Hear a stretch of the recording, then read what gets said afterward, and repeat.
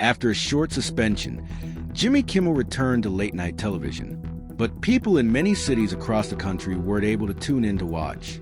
Matt Jordan, professor and head of the Department of Film Production and Media Studies at Penn State, explains what decisions networks like ABC get to make, what the owners of individual television stations get to decide, and who ultimately decides what you get to see on television.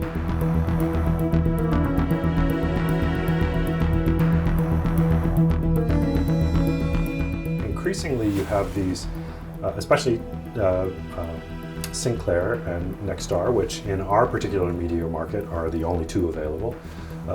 In central Pennsylvania, 3/4 of them are Sinclair and one is Nexstar. So we have a very limited number of options.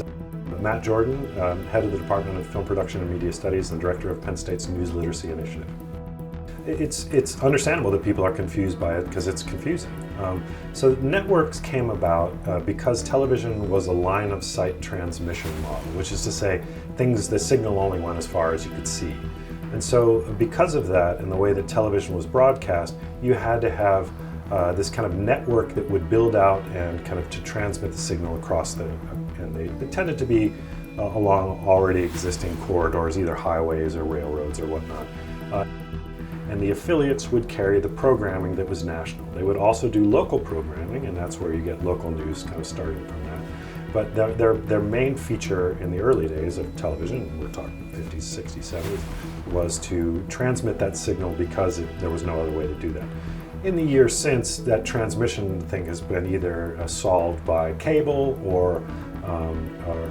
and satellite, or now by fiber optic and broadband. So the rationale for having the network model has changed. If you watch local TV, you usually see the branding of ABC, CBS, NBC, or Fox, but they're rarely actually part of that affiliation, right? Their programming is done by somebody else, and you no longer have the president of the network making those decisions. It's now the president of the owner group making those decisions on what goes.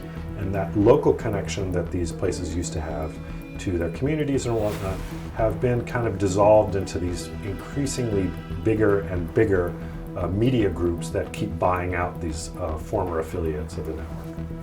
You can't just flip the switch over there because so many of the people that are served by this, and again, served means you're also getting emergency reports. If there's a tornado, you're also getting that stuff that we really think is important for society to function. If you don't have good broadband connectivity, and a lot of people don't, then you rely either on terrestrial radio or television.